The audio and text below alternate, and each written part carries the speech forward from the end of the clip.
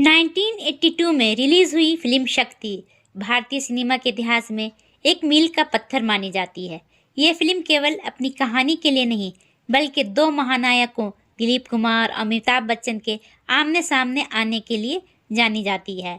दोस्तों, आज मैं आप लोगों को फिल्मी टंग में सुनाने जा रही हूँ फिल्म शक्ति की कुछ अनसुनी कहानियाँ। फिल्म शक्ति की सबसे बड़ी खासियत इसका कास्टिंग तख्ता पलट था। उस समय अमिताभ बच्चन सुपरस्टार थे और दिलीप कुमार अभिनय के संस्थान माने जाते थे। निर्देशक रमेश सिप्पी, जिन्होंने शोले बनाई थी, चाहते थे कि दोनों कलाकार बाप बेटे की भूमिका में आएं। कहा जाता है कि जब अमिताभ को पता चला कि वे दिलीप कुमार के सामने काम करने वाले हैं तो वो काफ़ी नर्वस थे। उन्होंने कई जगह स्वीकार किया है कि दिलीप साहब के सामने खड़ा होना भी उनके लिए किसी अवार्ड से कम नहीं था। इस फिल्म की पटकथा मशहूर जोड़ी सलीम जावेद ने लिखी थी। यह उनकी सबसे परिपक्व कहानियों में से एक मानी जाती है। कहानी एक ईमानदार पुलिस अधिकारी अश्वनी कुमार यानी कि दिलीप कुमार और उनके बागी बेटे विजय यानी कि अमिताभ बच्चन के बीच के वैचारिक टकराव की थी। फिल्म का मूल सिद्धांत एक सवाल पट्टिका था, कर्तव्य बड़ा है या ममता। जब डाकू खरकबंदा विजय का अपहरण कर लेते हैं और अश्वनी कुमार से एक अपराधी को छोड़ने की मांग करते हैं तो अश्वनी फोन पर कहते हैं, तुम मेरे बेटे को मार दो पर मैं अपराधी को नहीं छोड़ूंगा। यह एक वाक्य विजय के मन में पिता के प्रति नफरत का बीज बो देता है। फिल्म का अंत एयरपोर्ट पर होता है, जहां अश्वनी कुमार अपने ही बेटे विजय को गोली मार देते हैं। वह दृश्य भारतीय सिनेमा के सबसे भावनात्मक दृश्यों में से एक है। इस सीन की शूटिंग के दौरान सेट पर सन्नाटा छा गया था।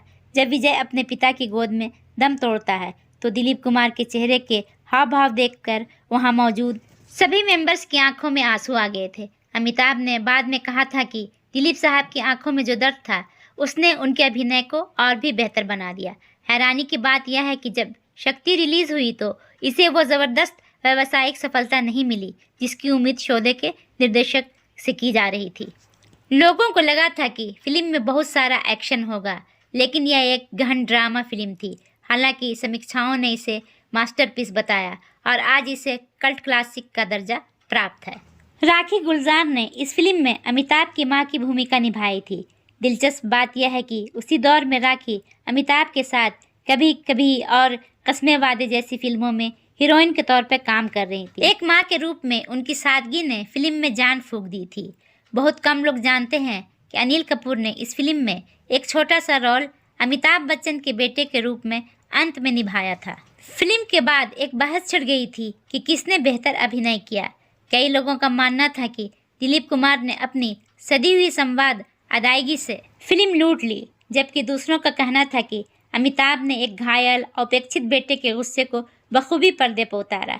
शक्ति केवल पुलिस और चोर की कहानी नहीं है, ये सिद्धांतों और भावनाओं के युद्ध की कहानी है। ये दिखाती है कि एक इंसान के लिए उसका धर्म कर्तव्य कितना भारी पड़ सकता है कि उसे अपने ही खून की आहुति देनी पड़ती है। आज भी यदि कोई अभिनय की बारीकियों को समझता है तो उसे शक्ति देखनी चाहिए। ये फिल्म सिखाती है कि महान अभिनय चिल्लाने में नहीं बल्कि खामोशी आंखों के इशारों में होता है। दोस्तों, वीडियो पसंद आया तो लाइक और सब्सक्राइब कीजिए, अपने दोस्तों में शेयर कीजिए। Thank you for watching.